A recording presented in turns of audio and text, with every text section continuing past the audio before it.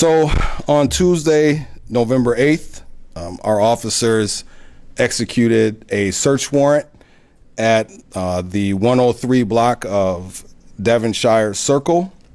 And during this search warrant, we have uncovered some new deadly fentanyl, unfortunately.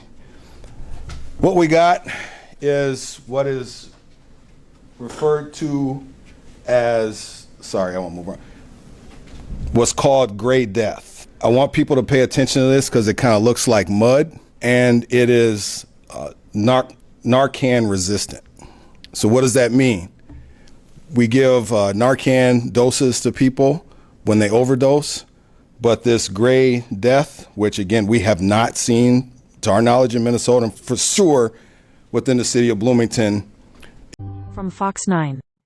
Drug experts slam Bloomington Police chief for spreading dangerous and false information on fentanyl. Bloomington, Minnesota. Fox 9. Drug treatment experts are raising the alarm about claims made by the Bloomington Police chief Thursday about a form of fentanyl being Narcan resistant. In a press conference Thursday, Bloomington Police Chief Booker Hodges said police encountered a unique and dangerous form of fentanyl resistant to Narcan while executing a search warrant at a home earlier this week.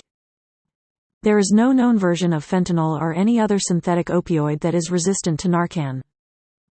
The police commentary is quite dangerous as it is A, factually incorrect, and B, could keep people from using life-saving antidotes, Ryan Marino, a medical toxicologist who is an assistant professor at Case Western Reserve University School of Medicine in Cleveland, Ohio, told Fox 9.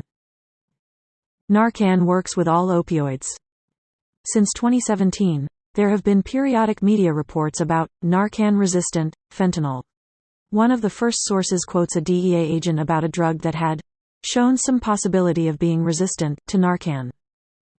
In 2019, an interagency working group with the Office of National Drug Control Policy, which is part of the White House, issued a statement to medical providers to address what it called incorrect and misleading reports about a new, more powerful version of fentanyl that was Narcan resistant.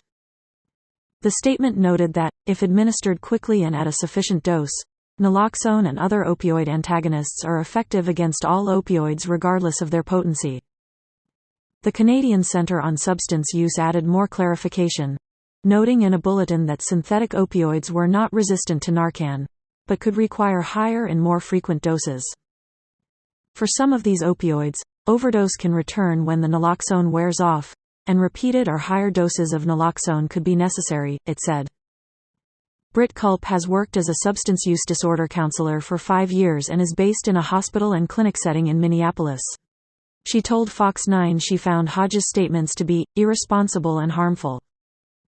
Nobody benefits from misinformation. This isn't keeping anyone safer when an inaccurate narrative is being spread regarding the drug supply, especially when we are in an overdose crisis, and have been for some time, she said. Gray death.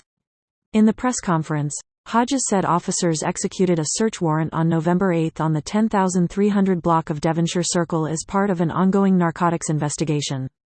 During the search, Hodges said officers seized over 57 grams of suspected fentanyl, over 755 meters box fentanyl pills, and a smaller amount of other suspected narcotics. Among the discovery, he said officers located gray death, which he said was a form of fentanyl with a unique gray color. He did not say if investigators had tested the drug to verify its contents. This is remarkably different than other fentanyl that has been recovered by our department, Bloomington Police said in a media statement. Hodges said, gray death had been found in other parts of the country in recent years, but this was the first time it had been encountered in the city of Bloomington and possibly Minnesota. Gray death is extremely disturbing to us, he added. There is no clear consensus on what combination of drugs makes up gray death, and contrasting media reports seem to indicate it could be a loose slang term that was once used to refer to fentanyl and is now more frequently used to refer to combinations of fentanyl and carfentanil, a large game tranquilize, and or the designer drug U47700. Whatever it is made of, gray death is not new. CNN first reported about it in 2017. Culp said she first started hearing about it in 2016. Marino argues that gray death is an urban myth in that it doesn't exist in the way law enforcement says it does. As a drug expert, I would be reluctant to give a press conference about my opinions on issues facing law enforcement. Yet law enforcement has no reluctance sharing their own imaginary drug expertise, Marino said.